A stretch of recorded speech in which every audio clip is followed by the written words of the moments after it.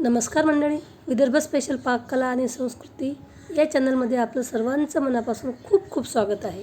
आज आपण उन्हाळा स्पेशल रेसिपी म्हणजे सत्तूचं बटर मिल्क म्हणजे सत्तूच्या पिठाचा मसाला ताक ही रेसिपी बनवणार आहोत। तर त्यासाठी आपल्याला पुदिना लागेल। तर पुदिना एक मूठभर घ्यायचा आहे। पुदिन्याची चांगले पानं आणि जो शेंड्यावरती कोवळा भाग असतो तर थोडेसे देठ घेतले तरी चालेल। अशा प्रकारे पुदिना तोडून घ्यायचा आहे आणि कोथिंबीर सुद्धा तोडून घ्यायची आहे। उन्हाळ्याच्या दिवसामध्ये दही, लस्सी, मसाला ताक, मठ्ठा हे पिणे आपल्या शरीरासाठी खूप लाभदायक आहे आणि त्यामध्ये आपण पुदिना घेतला तर पुदिना हा आपल्या शरीरासाठी थंडावा देणारा आहे, पाचक आहे। पुदिना आणि कोथिंबीर स्वच्छ धुवून काढायची आहे आणि थोडीशी सुकून घ्यायची आहे।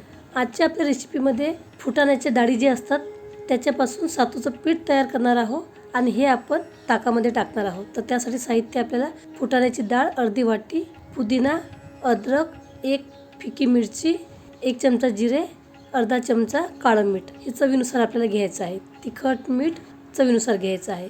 तर सर्वप्रथम मिक्सरच्या भांड्यामध्ये फुटाण्याची डाळ, मीठ आणि जिरे टाकून बारीक करायचं आहे।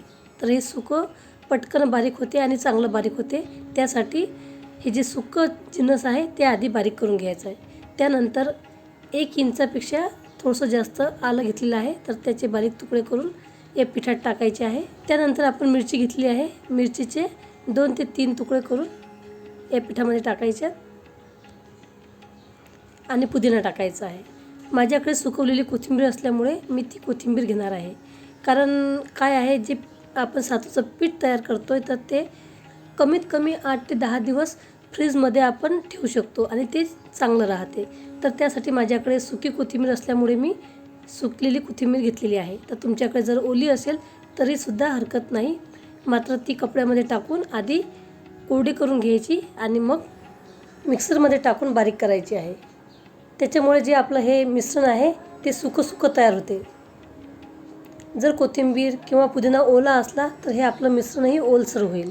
तर ते सुकं होण्यासाठी कोथिंबीर आणि पुदिना यातील पूर्णपणे पाणी निघायला पाहिजे, म्हणजेच कोरडं व्हायला पाहिजे।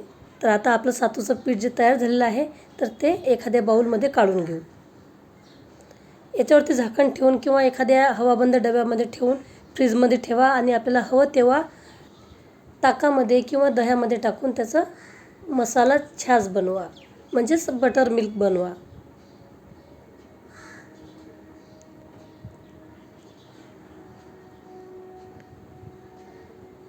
मसाला ताक बनवायला पाव किलो घट्ट दही घ्यायचं आहे।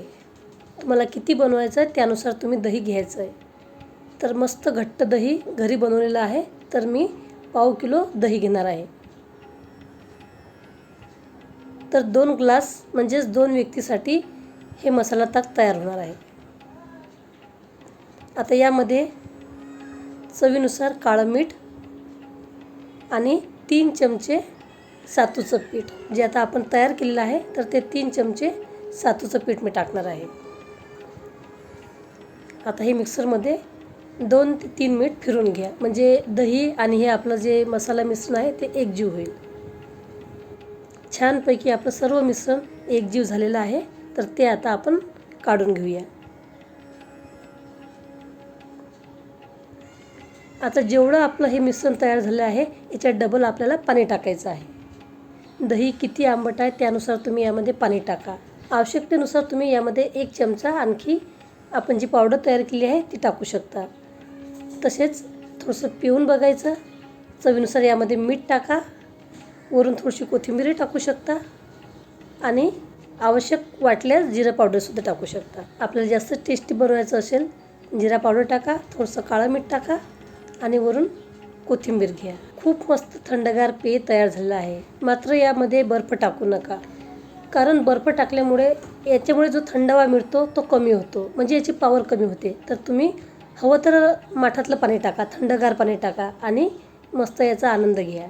माझ्या रेसिपी जर तुम्हाला आवडत असतील तर माझ्या चॅनलला सबस्क्राईब करा। त्याचबरोबर बाजूला घंटीचं बटन असते त्याच्यावर देखील क्लिक करा, जेणेकरून जेही व्हिडिओ मी अपलोड करेल त्याची नोटिफिकेशन तुम्हाला त्वरित मिळेल। या ताकामध्ये आहे भरपूर फायबर, प्रोटीन, कॅल्शियम।